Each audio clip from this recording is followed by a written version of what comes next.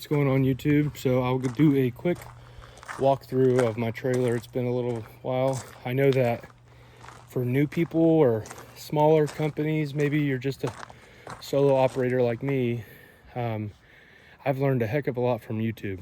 Like, I would get down to building something and there was one thing I just couldn't figure out, and YouTube helped me. You know, I would do a bunch of research and not every video would answer my question, but I'd eventually find that one video that had that one piece of information that was like, oh, that makes sense. That's how you hook it up. So I like to do these videos, okay? And I do not claim to be an expert. I've been in business for nearly 3 years, coming up in March. And my business is going pretty well. I mean, I have 3 kids and a wife that stays home, and I'm the sole breadwinner here. Not saying we're killing it. We're definitely not rich.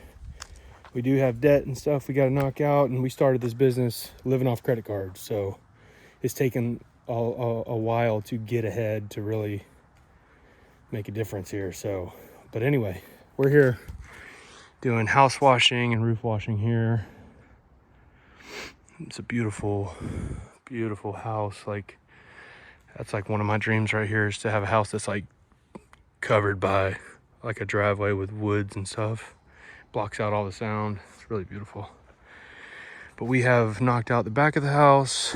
We're about to start on the front. Just talked to the customer for a second, and he really loves to ask questions, and I definitely don't mind that. The more information you know, the better. So I like to talk as much as they want to ask. But anyway, just start out with vehicle, I guess.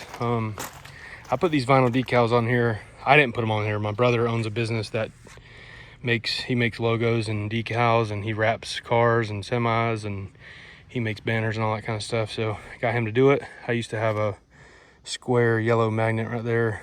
It was a very small print, so people couldn't really see it. So now, driving down the road in traffic, that people know exactly what I do, who I am, and my phone number. And that's all I really wanted. Something to stick out. Anyway, this is a 5x8 utility trailer from Tractor Supply.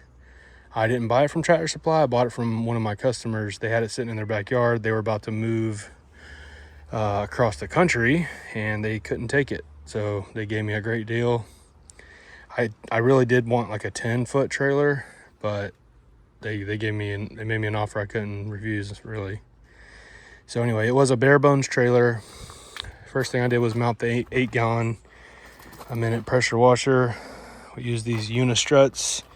I would like to do that different in the future, to be honest, but 8-gallon setup right here. This is something I just did, I mean, within a week. I literally made a box out of wood, 2x4s and plywood, spray painted it, mounted it. I made my own little softwash blend. All it is water, chlorine. I don't have a soap line. I'll just add the soap in the drum. I don't know. I don't really know why I did that, but I like it. That's literally a 2.2 gallon a minute pump. These are 2 5.3 gallon pumps here. I can switch them out if I want to. But this is really nice. I installed a switch, a breaker, a hose connected straight to this. Chlorine comes in here, water comes in here. I keep the water open. I can turn this to weaker or stronger chlorine. Comes out of this side of the pump all the way around to the hose reel. This is a 125 gallon tank. Got it plumbed up. At the end of the job, if I got too much water in here, I just turn this valve and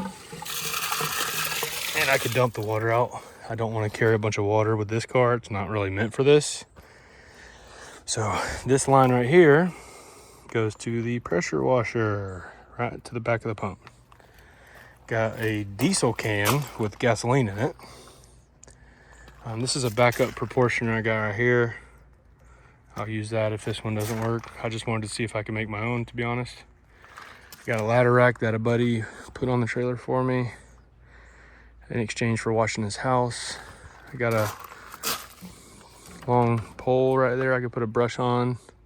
Got my surface cleaner, 24-inch Whirlaway. This is a 32-foot fiberglass extension ladder. I got my hoses drug out, so this is my water hose that's hooked up right there. Pressure hose, it's already wrapped around. This is 3/8 soft wash hose. Have the gun with the J-rod. This is soft wash, this is for water. This is for pressure. That's a 30-gallon SH tank. This is awesome right here. All I did was just put freaking 2x4s together and strapped them down. So whenever I put the ladder on, it goes above the car, so it's not hitting the car when I turn. Anyway, I got different chemicals. I got like degreasers, I got surfactant, I got all kind of stuff. I keep a cooler on me now, so that's nice. A couple yard signs. I mean, other than that, I mean, the 8 gallon's pretty sweet. The next thing I really have to freaking get is the Flow Pro remote for the downstream. So I can click that button and switch from soap and water, so I don't have to keep running back to the trailer. I've been doing that for freaking 3 years. But anyway, I got a brush head. That's a ladder stabilizer I can throw on there. It's real nice. I keep spare tools and parts for my machines and stuff. Filters for the downstream. Fittings, surface cleaner tips. Different quick connect fittings. PVC fittings, turbo nozzle, a bunch of Teflon tape. Definitely keep a lot of like hand tools in here. You never know what you're gonna freaking need.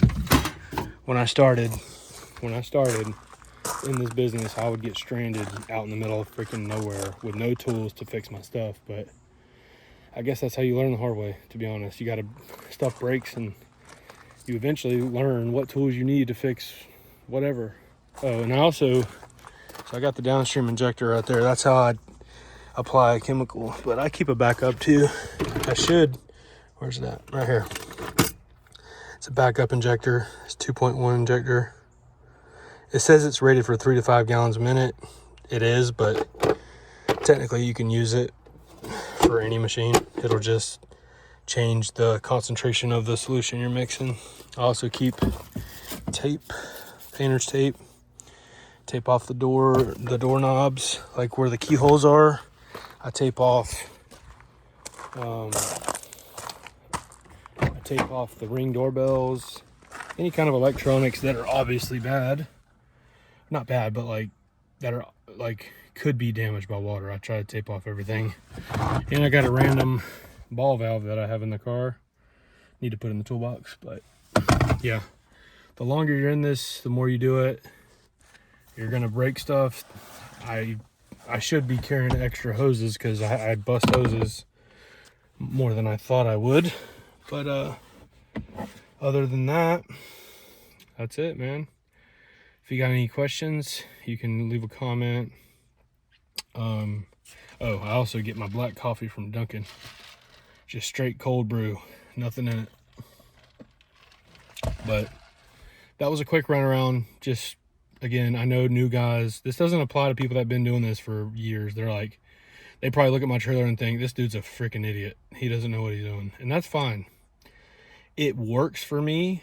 And I know that's pretty common to say, like, oh, it just works for me. It does, but I see a lot of room for improvement. And I'm not quite to the point, you know, we're doing 6 figures this year for sure.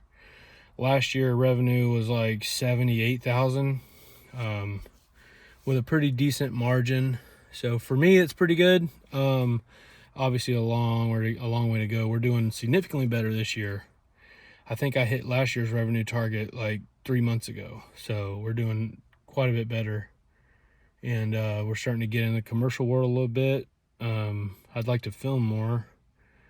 And I've considered one day I'd like to hire somebody that not full-time, but somebody that follows me and records and sets me up with the microphones and does all that stuff, because I like talking to you guys. I like posting because I know how much YouTube videos have helped me in my business, and I'd like to be that person for you or any other new guy that like is just lost. Like there's like, man, like they understand the basic concepts of the work, But like when it comes to setting up your system to make it a little bit more efficient, there's certain things that I didn't think about until, you know, you got to cross that bridge you when you get there. So hopefully these videos help you a little bit. And if you have any questions or suggestions, I'm open to all suggestions.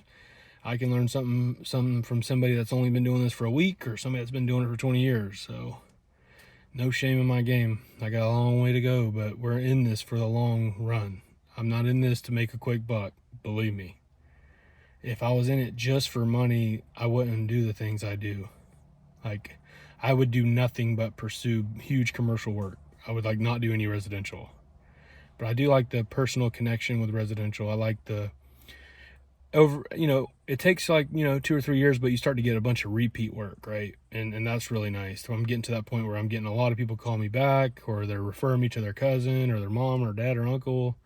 It's pretty nice. So anyway, this business is real and it's real hard. So just because people on TikTok and Instagram and Facebook say like all you do is spray bleach and rinse it off, like yeah, if you want to go make an extra $200, $500, $1,000 a month, no problem. But when it comes to doing this at scale, like full-time volume, multiple jobs a day, dealing with calls, scheduling, all that stuff, like it's a different ballgame. It's not as easy as people make it seem.